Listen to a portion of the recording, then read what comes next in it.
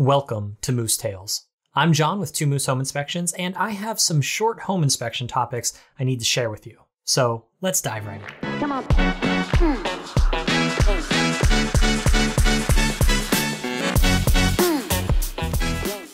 Since we're going to be talking about marketing, I want to make it clear that I'm not specifically talking about search engine optimization, nor am I talking about the search engine results page, which would basically be SEO and SERP.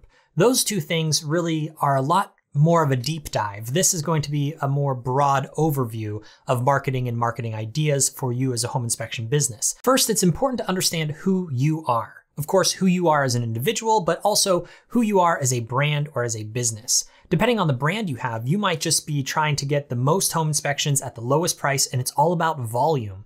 Depending on the type of home inspection company you are, you might be more interested in less volume, higher quality, therefore higher price per inspection. So depending on what your interests are, that brand is really going to drive the type of marketing that you're going to end up doing and who you're reaching out to. Now, additionally, who are you as an individual is very important because you may not be interested in doing blog posts. You may not be interested in doing video. You may not be interested in doing audio. You may be more interested in stepping back as opposed to stepping into the role of your marketing director. And so should you have a marketing director? Well, I mean, obviously, if you can afford it, that would be excellent. But if you can't afford it, a lot of home inspectors are very DIY whenever it comes to how am I marketing? How am I doing search engine optimization? How am I doing all of these different things? And unfortunately, it's really, really challenging to do what you know that you're supposed to do. So I think right out of the gate, it's important to say, yeah, I know I'm supposed to be writing a blog post a day, but you know, I really don't like writing essays. You might say, oh, it's really important that I make videos, but you know, I do not like editing videos. It might be important for me to have audio, but I don't like recording my own voice. So how do we get around this? Well, that might be involving your employees or involving a third party to take some of that weight off of your shoulders. The next thing, it's very important to understand your audience.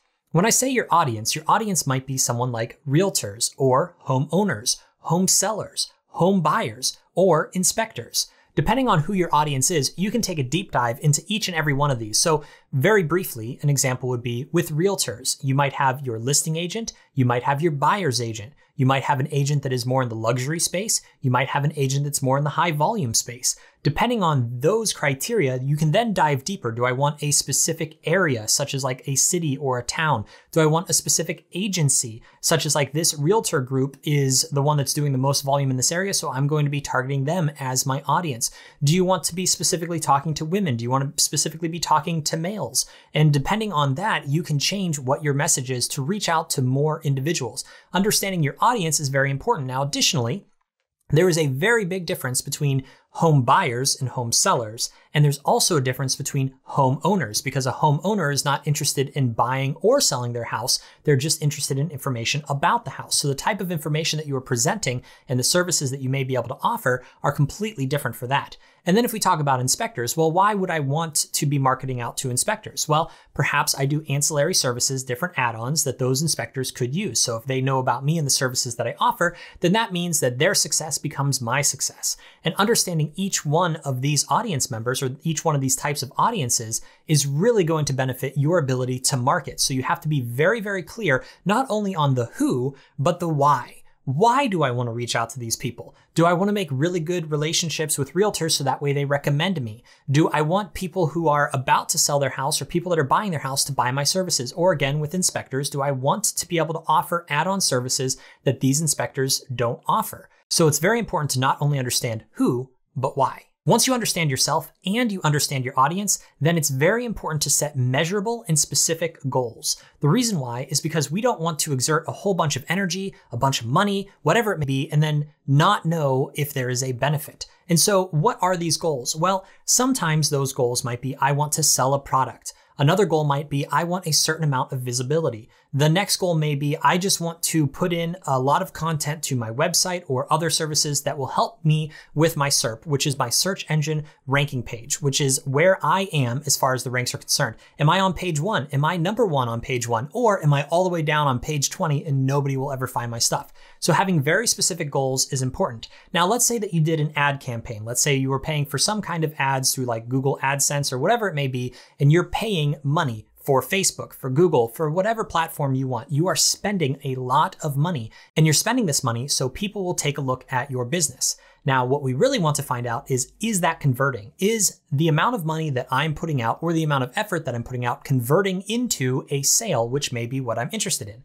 We can utilize a specific link for somebody to click on to be able to schedule an inspection. We could have a code that if they enter a code, then we knew that that came from a specific ad campaign. And there are a lot of other ways, such as questionnaires, that if I say, hey, how did you hear about us? What made you choose us today? And if you are diligent about having that questionnaire for every single customer, then that data can paint a really good picture of whether or not this particular strategy is a success or a failure, whether investing this time, this money, this effort is a success or is a failure, and whether you should move on to the next thing. Converting the views that you receive into a sale may not always be the primary focus. It may be that you want to increase the visibility of your company. If you're trying to increase the visibility of your company, being on multiple platforms, having a whole bunch of different marketing plans would be a really good way to increase visibility. Now, why would you want to increase visibility? Of course, there is the algorithm. We have to feed the algorithm. But in addition to that, if somebody looks at your website, or if somebody is deciding between your business and another business, and they say, oh, wow, this person has video content, this person has audio content, this person has a blog post, this person has all of these different things.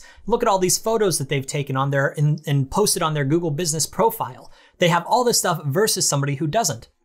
It shows that you are a real company. It shows that you care about your craft, and therefore people may choose you over someone else. And so that amount of visibility may be something that is very beneficial to you and your business as a long-term strategy that may not be able to be tracked in a measurable or specific way, except for you can take a look at the number of subscribers, the number of views, the number of followers, and all of that will then boost your business's credibility as far as the algorithm is concerned. And where that really comes in handy is that there may be a person who really likes your content, and because of that, even though they will never purchase a home inspection from you, because they like your content, they might have a friend who just so happens to be in the area that you do home inspections for, and you come as a recommendation. And now you just got yourself a multi-$100 inspection for what? Making some content that somebody else saw that then told a friend, and you won out versus your competition because of your company's visibility. And visibility is one of those things that it's not just online presence, it's also in person. Are your vehicles branded? Do you have a lot of branding with the way in which you interact with realtors? Do you have branding whenever you're on site? All of these things can increase visibility. So now the neighbor that's 4 houses down that's selling their house and wants a pre-listing inspection, they might choose you. The person that's renting in the house over here and they just saw your vehicle, whenever they're ready to buy a home, they might choose you because they've seen you, you're familiar, and that's good enough for them. Now, once you have all of this completed, just don't fall into the sunk cost fallacy. Oh, I put all this effort into this one particular campaign, and if I just keep pushing, it's gonna be great. And yes, there is that tipping point where sometimes pushing really is beneficial, but it's important to have an exit strategy. It's important to say, well, my primary goal is that I'm going to spend X amount of dollars on advertising. Anything beyond that, that's as far as I'm willing to go. So maybe instead of putting it all in one basket, have that go over a longer period of time because you really want your marketing to be ongoing and consistent. So let's say instead of monetarily, you are then, how much effort am I going to put in? Well, you might say, I'm going to do X number of videos. I'm going to do X number of podcasts. I'm going to do X number of whatever. Have that number written down on a piece of paper before you get emotionally invested in the project. So that way, if you're having a hard time getting through the project, you can look back at that and say, I really did set a goal and I need to reach that goal. Or let's say you aren't having a hard time and you're like, ooh, I want to keep on going. And you say, wait a second, this is where I said, let's pump the brakes for a minute and see if this is actually worth the effort. And if you're having fun, just keep having fun. Let's get a little more specific and talk about my business. As a business owner, what do I want? Well, first and foremost, I want to have a high SERP ranking. What that means is a high search engine results page ranking, meaning I want to be number 1 on the first page. That's what I'm interested in. The next thing that I'm interested in is reviews. I want to have really good reviews, quality reviews, reviews that whenever somebody takes a look at those reviews, they don't say, oh, it's just because somebody was told to do it and they did it. I want those reviews to be heartfelt and I want them to be real. And so how do we do that? Amazing customer service. Then I want to have really, really good relationships with our fellow realtors. That's because those realtors are the ones that are funneling business to us. And it's important to take really good care of your realtors. And of course, I want visibility. I want people to be able to see that my company exists. There are hundreds, thousands, hundreds of thousands of businesses that are out there that you've never heard of, that make millions of dollars that you've never heard of. And so it's just really, really important to make sure that I have good visibility because all of my customers are coming more than likely from out of town and buying a house in town. And so for that, they need to know who I am. So how do I get that visibility out there? How do I make sure they're able to see me? That's what's important to me as a business owner. Now, what is important to me as a person? What do I enjoy? I enjoy education. I enjoy educating people. So there are things that I do for fun, such as this. So with all of that being said, where does that put us? Well, we are currently #1 SERP ranking, which is amazing. We are currently the highest reviewed and best reviewed company in our market. Great. We have really, really good relationships with our realtors. We do presentations with them. We have realtors that are basically our closest friends that we'll text or share, Instagram reels with, or whatever it may be, that we are communicating both about business and about family with some of these realtors. And I think that that's so important. And additionally, visibility wise, we have hundreds of thousands of views. And I think that that is really beneficial because those hundreds of thousands of views has nothing to do with those people buying home inspections from us, but it has everything to do with feeding the algorithm to make sure the algorithm knows not only are we a healthy business, we are a vibrant business, we are an engaging business, and I think all of that is extremely important. So let's take this with a grain of salt. There are some companies that survive and some companies that don't, and that is called a survivorship bias. What that means is that those companies that survive say, well, these are the things that I did and that's why we were so successful. And these companies that fail could do the exact same things, but just because of circumstances outside of their control, their business fails. Now, obviously, there are things that we could do better, and we know that, but there's also a fine line between what we're willing to do with a work-life balance and what we're comfortable doing with where our skill sets are. So is there room for improvement? Always. So what I want to make very clear is that survivorship bias is real, and don't just take what we say as gospel because we're just one example. There are probably plenty that have failed and probably plenty that have done better than us. A second thing I want to talk about is luck versus skill.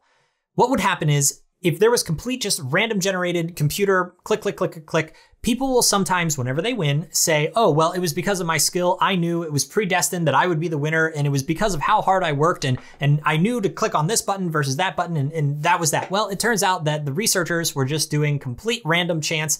And if they were to pick another person, the other person would say the exact same thing. It was because of all the hard work that I did and all the things and whatever. Luck is a huge part of whether or not your marketing campaigns are successful or are not successful. So if you understand yourself, you understand who your audience is, you understand what your goals are, and you're executing on those goals, luck plays a really big part of whether or not the right people see that information at the right time to actually create that tipping point to then make you a really successful business. It's just luck. So let's talk about paying for leads. If you're paying for leads, how much money are you paying and how many of those are converting? How good are the leads and where are they getting these leads from? Because if you're paying a significant amount of money for leads, well, then they better be gosh darn good. Because if they're not, then what you're doing is you're just wasting your money. And if you get one, maybe two people out of every 500, every 1,000 leads, is it even worth your time to be tracking down these leads, emailing them, cold calling them, doing all these things? What number makes it valuable for you? How much money are you willing to spend? And is there another way in which you can organically get these leads to come to you instead of you having to go and get those leads? I think it's very important that if you're going to pay for leads, you need to understand the funnels in which those leads are getting to eventually come across your desk. And if the funnel doesn't make sense, then you can already determine that these leads are not going to be valuable. If somebody says that they're looking for home repair, they don't want a home inspector. If somebody is just browsing Zillow or Redfin or whatever, and they're just looking at houses just to daydream, that is not a good lead. If somebody has already purchased a house, not a good lead. And so where are they getting this information from? And then additionally, who is leaking all of this customer information to determine that these people are good leads? Because I think there's a little bit of a problem there that most companies want to be as ethical as possible whenever it comes to you've given me customer data and I don't want to share or sell that customer data to somebody else. Now, a lot of people say, well, there's a lot of money to be made on that, especially if they have high volume. However, I think that in the home inspection niche, especially in our area, it's very, very challenging to find verified leads that are actually worth the money for a home inspection. Now, there are different points where people have not gone under contract where realtors really do survive and thrive on leads. But what we're looking for is not just a person interested in buying a house. We're looking for a person who's interested in buying a house and within the last 2 days has gone under contract. That's like our ideal person, or actually the person who is about to go under contract. How would I actually get those leads? How would they be able to get that information unless somebody was leaking information that they shouldn't be or selling a customer's information as they shouldn't be? So realistically, for me, I have not been able to find a really good source of leads that is actually worth the money. Most of it is just wasteful. So leads, something to talk about with marketing. The last thing I want to talk about is repetition.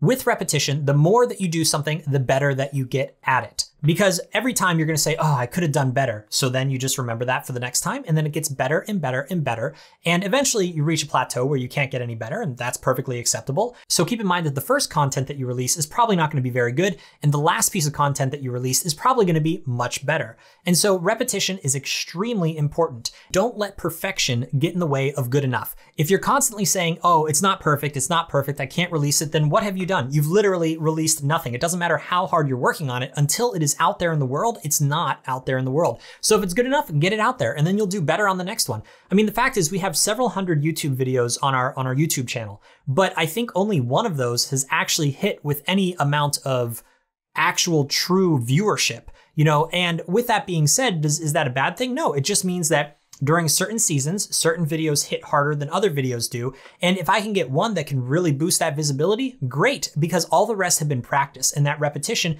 is key. So the last thought that I'll leave you with is marketing is content and content is marketing. What that means is that anything that you're doing for a marketing campaign can then be used on your social media as content. And anything that you'd want to post on your social media as content can be used in a marketing campaign. The key is to be consistent, meaning that you post regularly and that you're always keeping your marketing up to date. And so if you're always updating your stuff, let's say it's on a weekly basis, a bi-weekly basis, whatever it may be, that is making sure that the algorithm knows that you're staying consistent. So make sure perfection does not get in the way of good enough, and you're going to have a very successful marketing campaign. That's a pod. Thanks for listening to Moose Tales. This short home inspection topic was brought to you by Two Moose Home Inspections and was intended for entertainment purposes only. Keep putting one hoof in front of the other and keep those ears perked up for the next episode. Thanks again.